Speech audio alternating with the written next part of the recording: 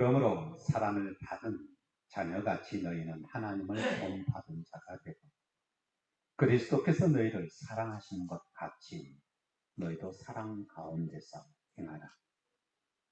그는 우리를 위하여 자신을 버리사 향기로운 제물과 희생 제물로 하나님께 드리셨느니라. 음행과 온갖 더러운 것과 반역은 너희 중에서 그 이름조차도 부르지 말라. 이는 성도에게 마땅한 단이라.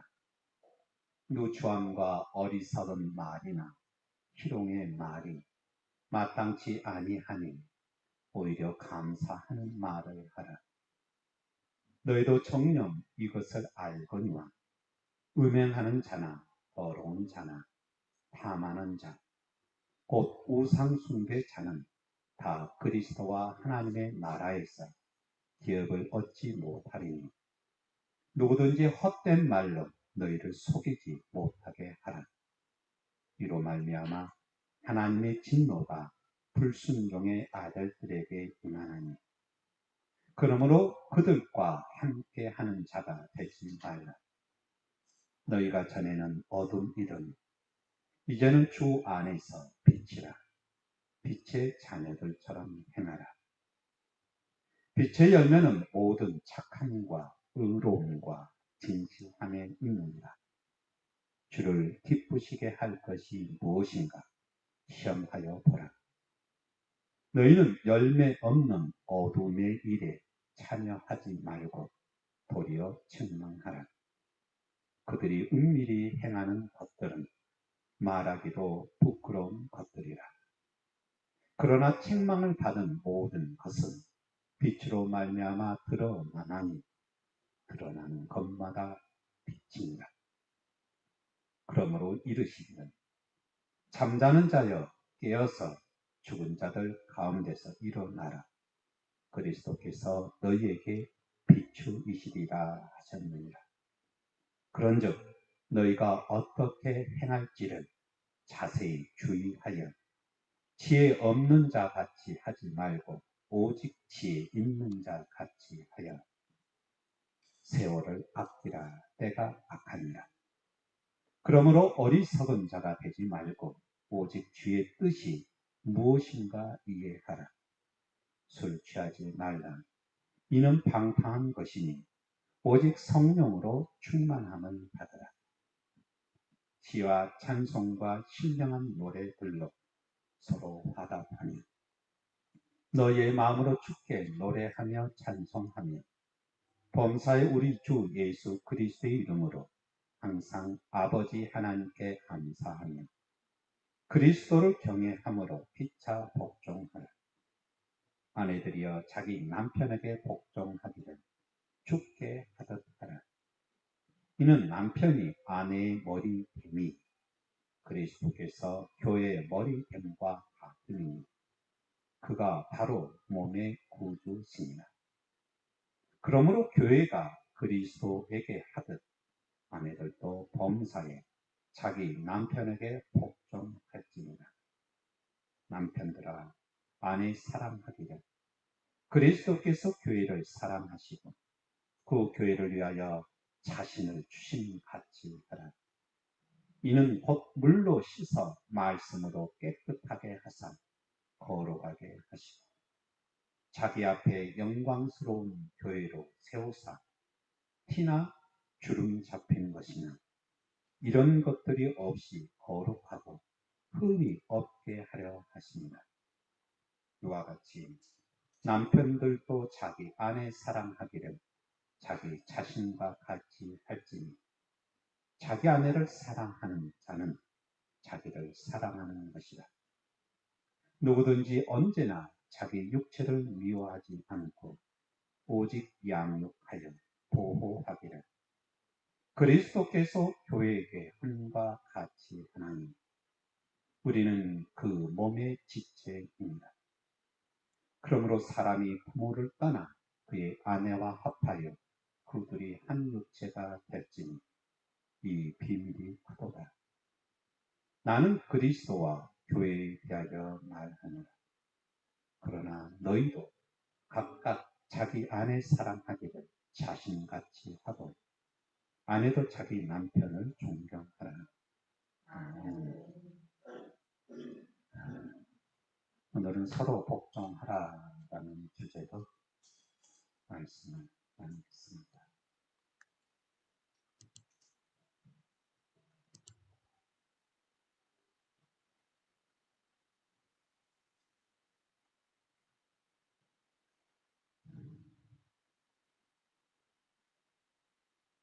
에베소서 5장에 있는 이 말씀을 이해하기 위해서는 유대인들 그리고 초기 기독교인들의 관념, 그러니까 단어와 함께 연상되는 느낌, 이 단어가 무엇을 의미하는 건지, 그리고 그런 의미가 그들의 삶 가운데서 어떻게 펼쳐지는 건지 알 필요가 있습니다.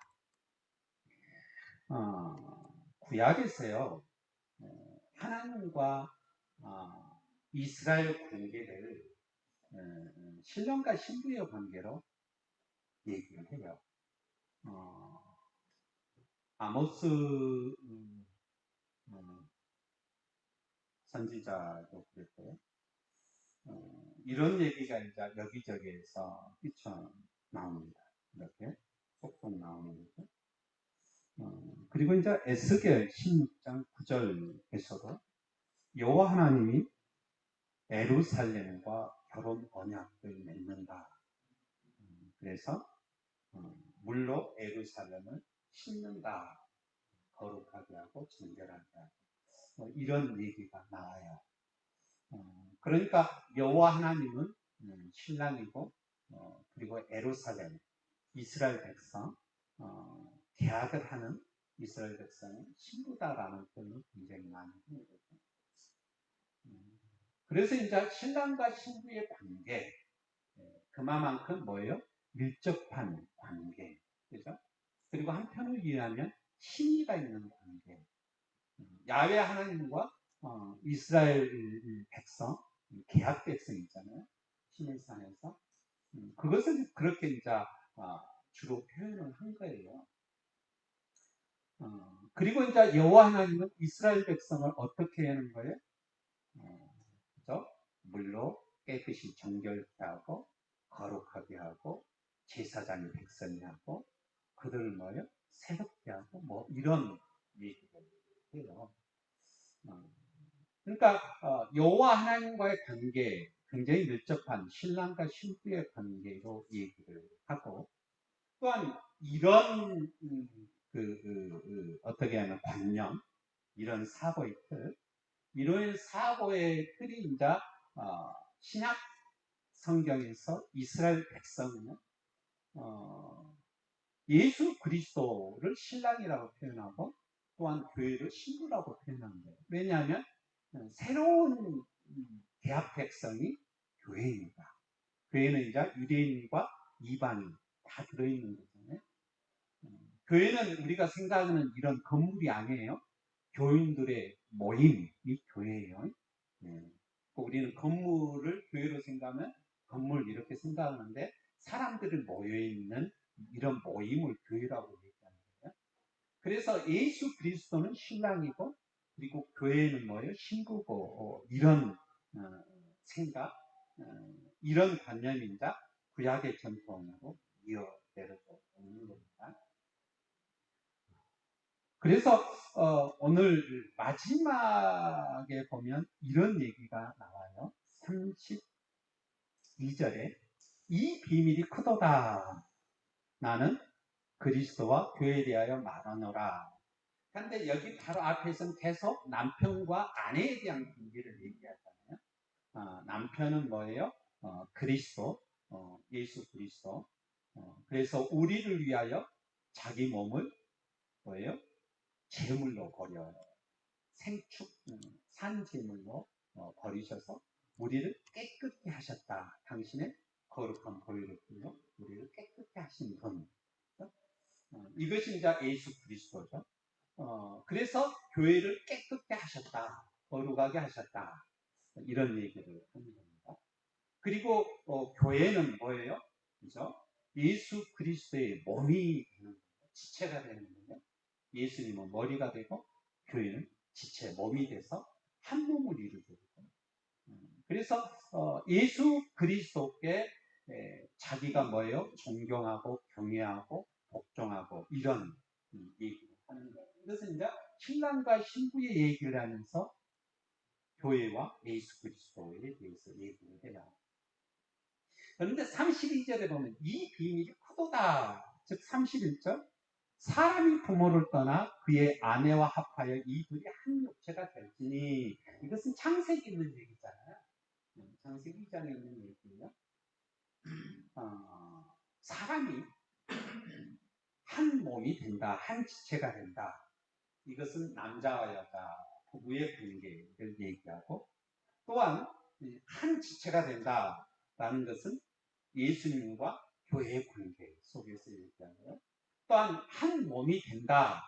신랑과 신부의 얘기로 여호와 하나님과 이스라엘 백성, 언약 백성의 관계를 얘기합니다.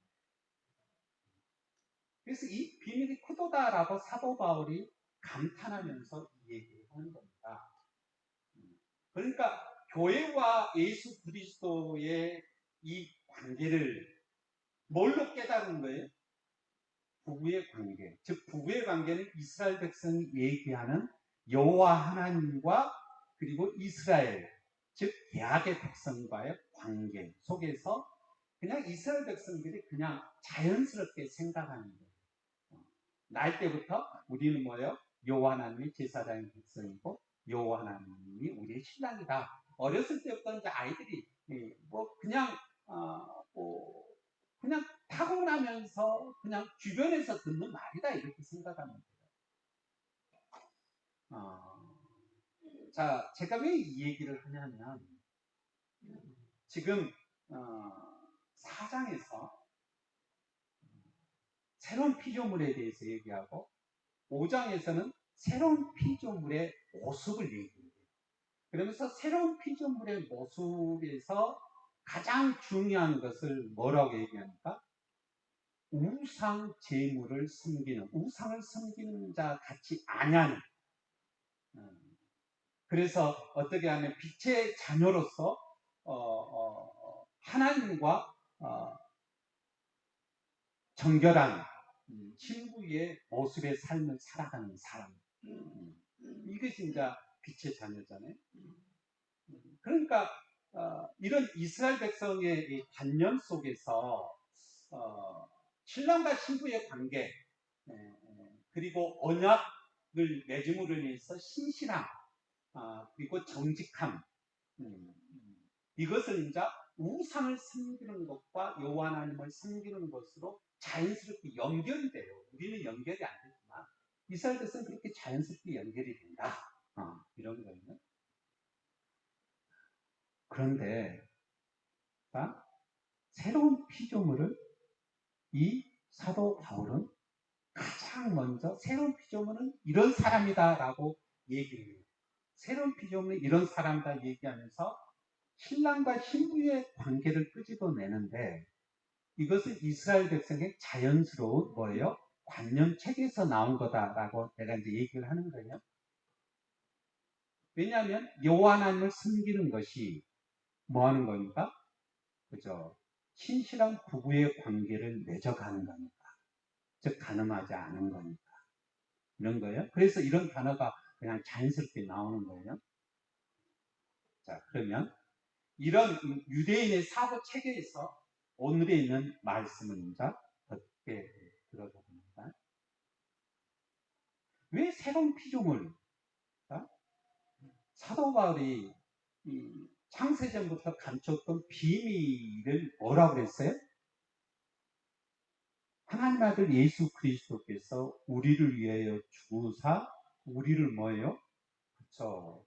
하나님의 거룩한 새로운 피조물로 만드셨다. 그래서 하나님이 창조하신 이 창조의 세계를 다시 새롭게 하나님이 창조해 가신다. 구원의 역사를 다시 새롭게 시작하신다 하면서 새로운 피조물을 얘기해요. 이 새로운 피조물, 이 새로운 피조물의 가장 중요한 인간상의 표본은 뭐냐면 여호와 하나님과 우리가 이스라엘 백성이 그랬던 것처럼 신실한 새로운 계약의 백성이 되는 것을 얘기합니다. 신실한 하나님의 자녀가 되는 것을 얘기해요. 정직함이죠, 그죠? 이것은 또한 의로움이기도 하고 착함이기도 하고 또한 이것은 자연스럽게 뭘로 연결된다고 했어요? 신랑과 신부의 관계로 연결된다고 얘기했죠. 이스라엘 백성의 관념체계에 의해서.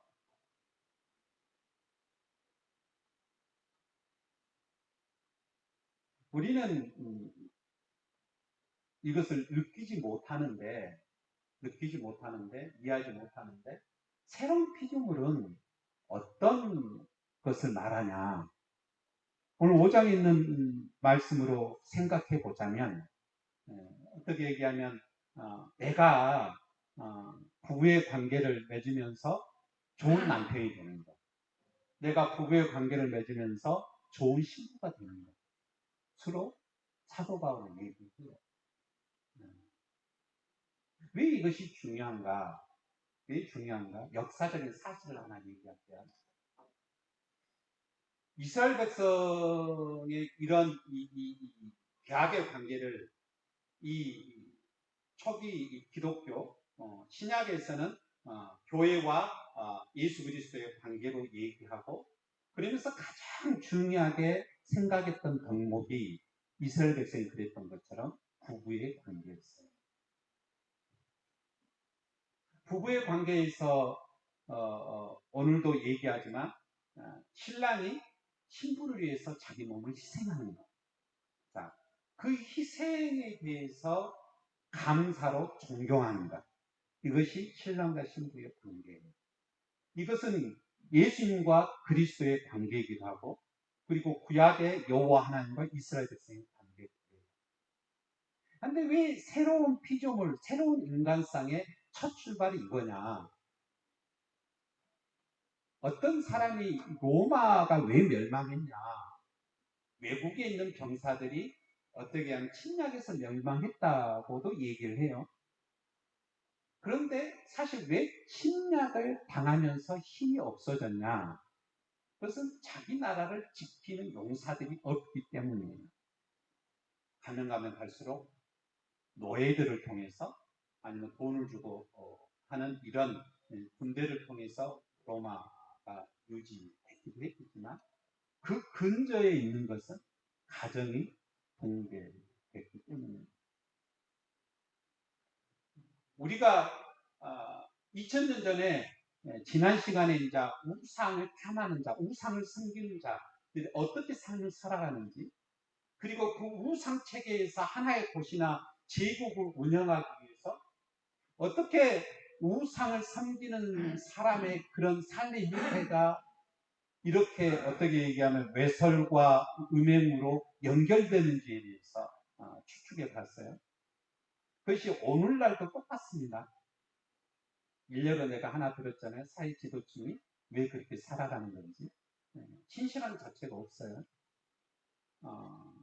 그래서 기독교인들이 100년, 200년, 300년, 3대, 4대, 5대, 6대를 계속 거쳐가면서 그 나라의 가장 중요한 지혜, 그리고 도덕, 뿐만 아니라 관습, 가장 기본적인 틀을 제공하는 집단이 어떤 집단이 됐냐면 기독교인들이 됐어요. 그러니까 나중에는 로마 황실에 기독교인들이 들어가요. 그래서 거기서 영향력을 행사하는 거죠. 처음에는 안 그랬지만. 그러니까 신앙의 가장 어떤 면에 새로운 인간상, 새로운 피조물의 표본은 뭐였냐면 자기 희생과 그 희생에 대한 그죠? 존경과 사랑. 이것이 새로운 인간상의 출발점이었고 그리고 성령의 충만함을 받는 사람의 가장 좋은 특징이 뭐였다라는 거예요? 그죠? 자기 희생이었다라는 거예요. 그 자기 희생의 출발은 뭐였어요? 또 가장 작은 우리 인간의 관계 속에서 나타나는 가정에서 일어났다. 그러니까 신앙이 굉장히 엄청난 것 같죠. 신앙이 어떻게 얘기하면 매일매일 우리들의 삶 속에서 어떻게 하면 기적이 계속 일어나야만 아픈 사람이 고쳐진다든가 아니면 무슨 일이 갑자기 잘 성취된다든가 이것이 계속 반복해야만 그 사람이 복을 받고 은혜를 누리고 그리고 하나님의 놀라운 축복 속에서 있는 사람이다 라고 생각하는데 사실은요 신앙의 가장 첫 출발은 뭐냐면 그가 여호와 하나님과의 관계 속에서 얼마만큼의 기쁨과 감사가 그리고 경외함이 그 복종과 존경이 나타나는가라는 것이 신앙생활에 있어서 첫 출발이고 가장 소중한 가치입니다. 오늘도 그러잖아요. 성령의 충만함으로 나타났던 현상, 현상에 대해서 자 18절에 보면 술 취하지 말라 이는 방탕한 것이 오직 성령으로 충만함을 받으라 하면서 성령의 충만함을 받는 사람, 즉 빛의 열매를 맺는 사람의 특징을 19절, 20절, 21절에 얘기합니다. 먼저 시와 찬송과 신령한 노래들로 서로 화답하며 너희의 마음으로 주께 노래하며 찬송하며. 자, 술 취한 사람과 성령 충만한 사람의 거의 비슷해요. 뭐예요? 기분이 굉장히 좋아요. 노래하기를 좋아해요. 자기 안에 있는 것을 바깥으로 발산해요. 거의 비슷해요. 거의 비슷해요. 그런데 성령 충만함은 자, 술 취한 사람은 뇌설로 빠지지만 그죠? 험한 말을 하지만 우상 숭배를 하지만 그리고 용사가 그런 뭐예요? 힘이 있는 것으로 인해서 어떻게 얘기하면 자기보다 힘 약한 사람을 깔보고 거기에서 가장 탐욕적으로 여인을 자기 마음대로 여자를 보고하지만 그러나 성령 충만함을 받는 사람은 즉 우상 숭배하지 아니하는 사람의 특징은 뭐예요? 겉모습은 거의 비슷한데 시와 찬송과 신령한 노래로 서로 화답하며 너희의 마음으로 주께 노래하며 찬송하는 거다. 즉 뭐예요? 서로 상대방을 찬양하고 높이는 찬양이 있다라고 얘기해요. 그러므로 인해서 20절 범사의 우리 주 예수 그리스도의 이름으로 항상 아버지 하나님께 감사하며 라고 얘기해요. 감사함이 있다라는 거예요. 나의 삶의 처지가 나 주변의 이 상황이 어떤 상황이라 할지라도 자 시와 찬미와 그리고 그런 노래들로 서로 화답하며 위로하며 격려하며 그러면서 그들한테는 뭐가 있냐? 그죠?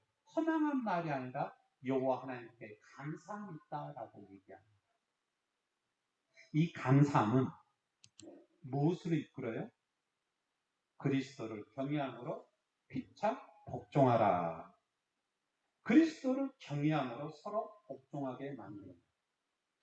여기서 복종하다 히포타소라는 단어를 썼는데 이것은 물리력이나 이런 것으로 하는 것이 아니에요. 존경 이런 겁니다. 그러니까 성령의 충만함으로 그래서 새로운 피조물, 새로운 인간상의 모습은 어떻게 얘기하면 자기의 삶 속에서 다가오는 모든 환경을 그죠? 기쁨으로 은혜로 찬양하며 원망을 감사함으로 서로 위로하면서 그걸 통해서 뭐예요? 이 감사함이 이루어지면 원망이 없어지잖아요. 그리고 시기가 없어지잖아요. 불평이 없어지잖아요. 그러면서 존경하게 돼요. 나 말고 다른 사람의 처지, 그것을 용납하고 기다리고, 이것은 이제 사장에서 얘기를 하는 거잖아요. 이러면서 그죠? 복종으로 인도를 합니다. 그러니까 초대교회 신앙인들 거기에서 믿음의 삶을 살아가는 사람들의 가장 큰 특징은 뭐였다? 성령 충만함을 통해서 나타났던 많은 사람들이, 그죠? 가장 간단하게 얘기한 것처럼 우상을 섬기는 사람, 힘 있는 자, 권력자, 용사들, 뭐 군인들, 그런 것처럼 그들이 자기 삶을 방탕에 맡겨서 삶을 살아가는 것이 아니라 찬양하며 하나님께 감사하며, 그리고 자기 삶 속에서 나타났던 인내와 감사함으로, 그죠? 먼저 다른 사람에 대해서 위로하면서 복종하면서 존경하면서 삶을 살았다라고 얘기를 하는 거예요. 이것이 이제 그때 당시 2000년 전에 신앙을 가졌던 그 유대인뿐만 아니라 이방 사람들도 신앙을 가졌던 삶의 변화의 가장 첫 번째 출발점이었다라고 얘기해요. 우리나라가 100년 전만 해도요, 남녀의 관계, 아니면 50년 전만 해도 부부의 관계에서 남편과 아내는 진짜 하늘과 땅이었어요. 그죠? 아내는 한 말도 못해. 저희 어머니들이 그랬고 그랬잖아요. 그것이 이제 눈에 보여서 저도 이제 그런 모습이 가끔 있는데, 2000년 전에는 어마어마하죠, 그죠? 상상 초월합니다. 그래서 우상을 섬기는 이 우상 신전에서 그들이 행해졌던 그 우상을 섬기는 모습에 대해서 이제 4절, 5절, 6절 계속 얘기하잖아요. 그래서 그들이 삶 속에서 어떻게 화탄말, 외설, 뭐 이런 것을 하면서 누구를 가장 깔본 거예요? 그죠? 자기를 가장 돌봐주는 부인, 여인, 아내를 깔보는 거잖아요. 이거에 대해서 여기서 비판을 한 것이었잖아요. 이 사람들의 특징은 우상 숭배자들의 특징이다. 라고 이렇게 얘기를 하잖아요.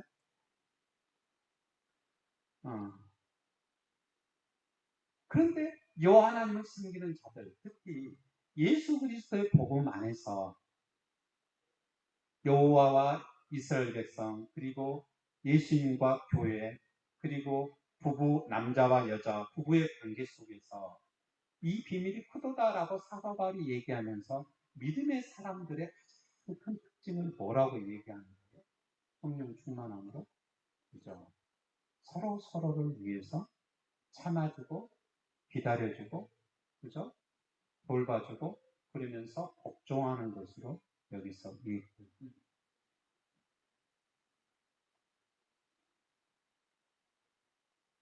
기독교인들이 어떻게 해서 사회적인 영향력을 끼칠까?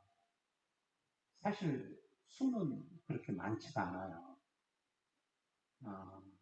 그리고 한 사회에서 제도나 아니면 이것을 만들고 운영해 가는 사람들은 힘 있는 자예요. 돈이 있는 자, 권력이 있는 자. 그죠? 우리나라도 그러잖아요. 그런데 그 사람들에 의해서 이 세계가 다 지배되는 것 같지만, 그러나 사실 소수지만 기독교인들을 통해서, 그리고 신실한 삶의 관계를 맺어가는 자들,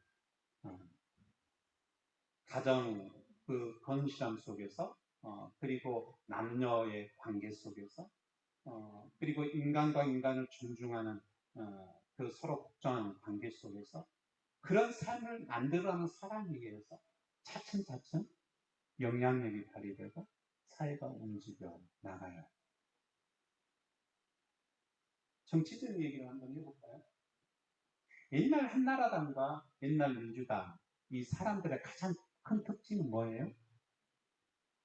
옛날 한나라당의 가장 큰 특징은 뭐예요? 여인에 대한 엄청난 뭐예요? 하대를 해요. 그래서 성범죄가 가장 많죠. 끊임없이 튀어나오잖아요.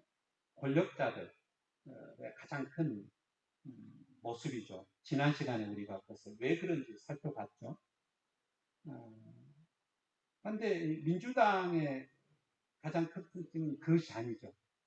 그것이 아니에요.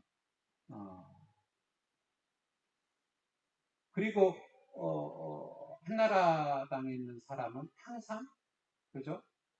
옛날에 여당 보수파에 있는 사람들은 항상 큰 소리 치고 공격하는 것이 가장 큰 특징이에요. 그리고 이제 진보에 있는 사람들 항상 공격받으면 방어하고 자기 자신을 변호하고 그것이 이제 큰 특징이에요. 그렇지만 이제 사람들은 다 알잖아요. 뭘 알아요? 무엇이 거짓인지 무엇이 진실인지를 알아요. 막 TV나 매스컴이나 그것이 다 도배가 된다 할지라도 그때 당시에는 그것이 거짓이 참으로 들어와서 그 사람이 비판을 받는다 하더라도 나중에 보면 그것이 진짜 거짓말이었다라는 것이 하나하나 드러나는 거죠. 그것이 지금까지에 보면 우리 한국 현대사 역사였잖아요. 요즘에 이제 거론된 사람, 대표적으로 거론된 사람, 한명숙 전 총리에 대한 얘기가 나오잖아요.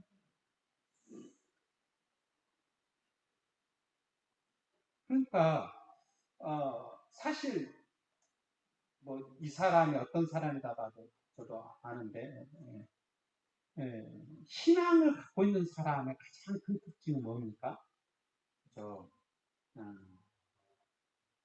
자기가 삶을 살아가면서 어떤 사람에서라도 그 사람을 보호하고 참아주고 격려하고 그리고 뭐예요? 그죠? 기다려주고 그러면서 진실함을 하나하나 만들어갑니다. 내가 억울하다 할지라도 속이 얼마나 미어 터지겠어요? 그런데 어떤 사람은 화병으로 죽지만 어떤 사람은 그것을 이겨나가요. 왜 그런 거예요? 성령의 충만함으로. 그죠? 새로운 인간상, 새로운 피조물의 삶으로 하나하나 살아가니까 그런 힘이 생기는 거죠. 네.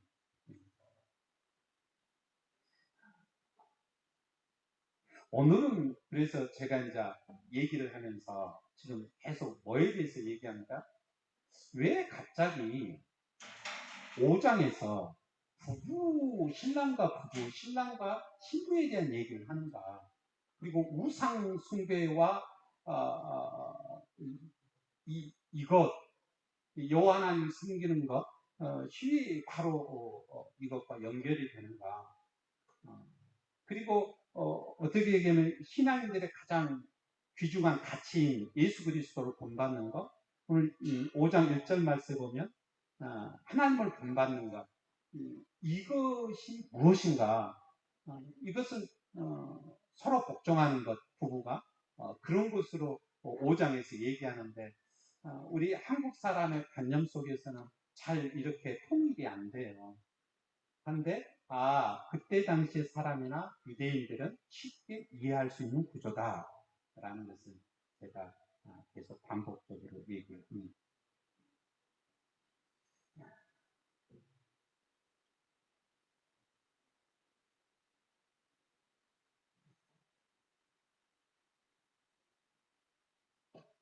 그래서 새로운 인간상, 새로운 피조물의 가장 중요한 것은 뭐였다? 그저 복종하는 것, 음, 피차 복종하는 것. 그죠?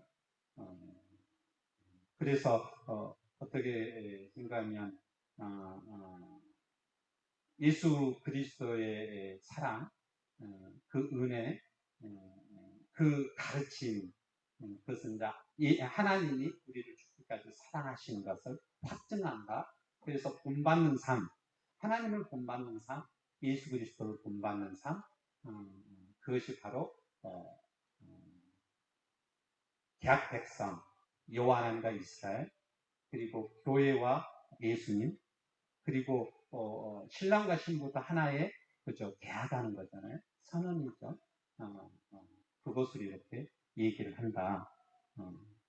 이렇게 제가 말씀을 합니다. 오늘에 있는 말씀을 한 가지만 더 보고 마치겠습니다. 에베소서 5장에서 보면 빛의 자녀에 대한 얘기를 합니다. 8절에 너희는 빛의 자녀다. 그래서 빛의 열매를 맺어가는 사람이다. 그리고 10절에 주를 기쁘시게 할 것이 무엇인지 시험하여 보라. 그리고 열매 없는 어두운 일에 참여하지 말고 도리어 책망하라. 책망하라라는 것은 유죄를 증명하라, 징계하다, 드러내다, 폭로하다, 뭐 이런 것을 하라는 거예요. 이것을 하기 위해서 주를 기쁘시게 할 것이 무엇인가 시험하여 보라라고 얘기해요. 여기서 시험하여 보라라는 얘기는 독침하죠. 탐색하다, 찾아내다, 뭐 이런 뜻이었다라고 얘기를 해요. 그러니까 새로운 인간상의 피조물인 우리 인간이 그래 우상 섬기는 사람들 음행의 삶을 살아가는 거 우리가 뻔히 알잖아. 눈에 다 보이잖아. 힘 있는 용사들이 권력자들이 우상을 예배하면서 어떤 삶의 형태를 보는지 우리가 다 알잖아. 그러면 그것과 다른 진실함은 뭐냐? 그런 것을 하나하나 우리는 뭐예요? 그저 시험하고 그리고 그것이 왜 안 좋은 건지 드러내서 폭로하고 책망해야 된다라고 얘기를 합니다. 이것은 이제 로마서 12장에 이렇게 얘기를 해요. 그러므로 형제들아 내가 12장 1절 그러므로 형제들아 내가 하나님의 모든 자비하심으로 너희를 권하노니 너희 몸은 하나님이 기뻐하시는 거룩한 산 제물로 드리라. 이는 너희가 드릴 영적 예배니라 라고 얘기해요. 산 제물 영적 예배에 대해서 얘기합니다. 그리고 2절 너희는 이 세대로 본받지 말고 오직 마음을 새롭게 함으로 변화를 받아 하나님이 선하시고 기뻐하시고 온전한 뜻이 무엇인지 분별하도록 하라 라고 얘기해요. 이것은 이제 에베소서 5장의 구조와 비슷합니다. 2장 5장 2절 말씀 보면 그리스도께서 너희를 사랑하신 것 같이 너희도 사랑 가운데 행하라. 그는 우리를 위하여 자신을 버리사 향기로운 제물과 희생 제물로 하나님께 드리셨느니라. 그래서 로마서 12장 1절에 너희는 거룩한 산 제사를 드리라 라고 얘기합니다. 그래서 산 제사를 드리는 것은 뭐냐? 하나님이 기뻐하시고 온전한 뜻이 무엇인지 분별하는 것. 오늘 여기서 보면 뭐예요? 10절 주를 기쁘시게 할 것이 무엇인가 시험하는 것. 즉 분별하는 것, 시험하는 것 같은 뜻이죠. 그래서 이것을 책망하는 거예요. 드러내서 책망하는 거예요. 어둠이 뭔지, 진실이 뭔지, 그 어둠에 있는 사람의 삶들을 하나하나 폭로해 가는 거. 이것은 이제 우리가 믿음의 삶을 살아가는 것을 얘기합니다. 그런데 믿음의 삶을 살아가는 것에 대해서 즉 산 제물이 되는 것, 우상 섬기지 아니하고 신실한 신앙으로 살아가는 것, 즉 우리가 거룩한 신부가 되어가는 것, 이거에 대해서 17절, 12장 17절 이렇게 얘기합니다. 아무에게도 악으로 갚지 말고 모든 사람 앞에서 선한 일을 도모하라. 그리고 21절 악에게 지지 말고 선으로 악을 이기라 라고 얘기해요. 즉 어두운 악을 드러내기 위해서 뭐라고 얘기하는 거예요? 참고 견디며 인내하며 오래 참음으로 그것이 왜 악인지, 그것이 왜 이 우상숭배를 통해서 나타나는 그들의 삶이 얼마나 가장 인간의 삶 속에서 중요한 가정을 파괴하는 건지, 그죠? 그것을 드러내라 라고 얘기하는 것과 같은 거죠.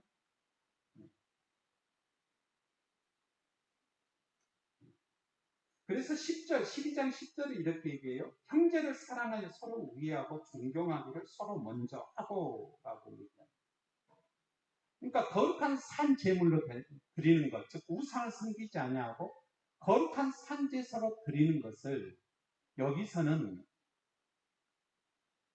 로마서 12장에서는 뭐라고 얘기하는 거예요?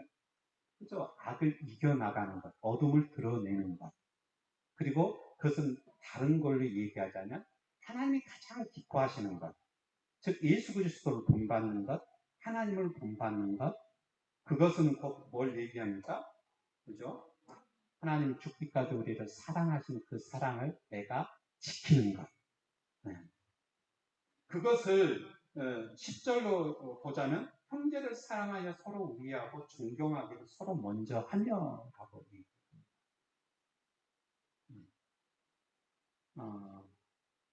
그러니까 사도 바울이 이제 로마서를 쓰고 난 다음에 나중에 에베소서를 쓰잖아요. 그러니까 이것은 갑자기 태어난 말이 아니에요. 사도 바울이 에베소서에서 갑자기 신랑 신부 그리고 산제사 산제물로 드리는 거 우상을 섬기는 자 이렇게 얘기하고 신랑 신부 이렇게 얘기하고 이건 갑자기 얘기하는 것이 아니에요. 로마서에서도 동일하게 그런 얘기를 하거든요.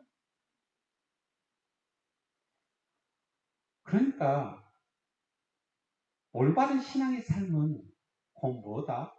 그죠? 가장 밀접한 부부의 관계 속에서, 이웃의 관계 속에서, 매일매일 만나는 사람과의 관계 속에서 뭘 해 나가라라고 얘기하는 거예요. 그래서 내 안에 하나님의 선함, 하나님의 사랑을 지키기 위해서 악을 악으로 갚지 않냐고 참고 견디면서 무엇이 그것이 나한테 어둠인지, 무엇이 그것이 아픔인지, 예수 그리스도의 살아온 것을 하나하나 드러내 보이면서 살아가는 것. 이렇게 생각해 볼 수가 있습니다. 그래서 새로운 인간상, 새로운 피조물의 출발을 사도 바울은 에베소에서 뭘로 설정합니까? 가장 밀접하게 사랑을 표현하고 나누는 남녀 사이의 관계 속에서 얘기를 풀어갑니다. 저도 이제 사모님과 같이 살아가면서 굉장히 많이 틀려요. 생각하는 것이 틀리고 사고 체계가 틀리니까 습관도 틀리고 전혀 틀려요. 전혀 틀려요. 내가 이렇게 하면 반응이 이렇게 와야 되거든요.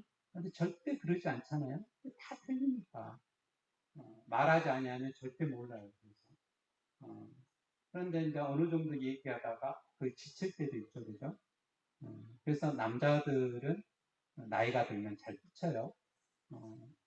여자들은 젊어서 삐치는데, 근데 이것을 이제, 사도 바울이 2000년 전에 로마서나 아니면 에베소서도 얘기하면서 새로운 인간성의 가장 좋은 특징, 그리고 꼭 해야 될 것, 출발점, 이것을 뭘로 설정하는 겁니까? 서로 위해주고, 서로 아껴주고, 서로 존경하고, 서로 이렇게 해나가는 복종의 관계를 얘기합니다. 말씀을 끝났습니다. 성령 충만함에 대해서 오늘 얘기했어요. 성령 충만함을 받으라. 오직 성령으로 충만함을 받으라. 성령 충만함은 우리를 뭘로 인도해요? 마지막은 찬양하고 그리고 강사하고 그렇지만 우리를 뭘로 마지막으로 인도해요? 피차 서로 복종하는 것으로 인도해요. 그래서 새로운 걸 만들어요.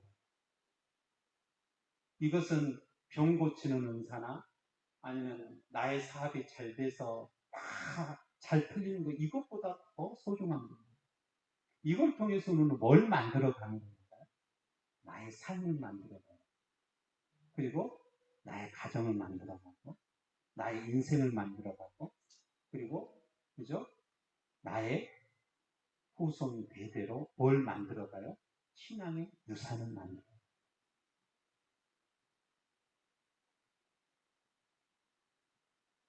우리는 뭘 선택해 나가는 사람이냐고요? 영혼에서 영혼으로 이어지는 하늘의 복을 선택해 나가는 사람들이 되어야 됩니다. 그래서 사도 바울은 이것이 진짜 놀라운 하나님의 비밀의 그 은혜가 진짜 크다라고 얘기할 정도로 감탄을 합니다. 32절에. 예수 그리스도 믿는 사람들의 모습, 유대인이나 이방인이나 교회 안에서 그들이 만들어가는 삶, 인생들을 보면서 그것이 사실 증명이 됐잖아요. 300년 후에 기독교가 로마의 국교가 되는 증명이 됐잖아요. 우리도 오늘도 진짜 우상을 섬기는 것, 이방신을 섬기는 것 이렇게만 생각하지 말고 우상을 섬기는 것은 나의 삶을 방탕으로 광인되이 인도하고 그리고 인간을 가장 비인간화시키고 그리고 수탈하고 억압하고 희롱하고 비난하고 이런 것으로 인도하는 것이 우상 섬기는 거다. 진짜 신실하게 신앙의 삶을 살아가는 것, 하나님의 은혜와 온종으로 삶을 살아가는 것은 곧 뭐예요? 그래서 하나님의 은혜와 은총을 찬양하며 감사하면서 나의 삶을 복종의 삶을 인도하는 거다. 믿고 고백하면서 하나님의 사랑 은혜를 하나하나 누리며 나누는 저와 여러분들에게 간절히 축원합니다. 다 같이 기도하겠습니다. 사랑의 주님, 은혜의 주님, 하나님의 사랑이심을 하나님의 은혜이심을 오늘도 믿고 고백하오니 거룩하시고 자비로우신 하나님 아버지, 저희의 삶이 저희의 인생이 진정 주님의 사랑과 은혜 가운데서 주여 참으며 인내하며 은혜를 나누며 조금씩 조금씩 나와 관계되는 수많은 사람들을 용납하며 그들을 위해서 애쓰며 감내하며 존경해 가는 복종해 가는 삶으로 우리를 인도하여 주시옵소서. 그래야 우리의 삶 속에 하나하나 가지고 있는 수많은 어두움들을 몰아내고 물리치고 하늘의 은혜와 온청을 나누는 귀한 인생들에게 축복하여 주시옵소서. 예수 그리스도 이름으로 기도드립니다. 아멘.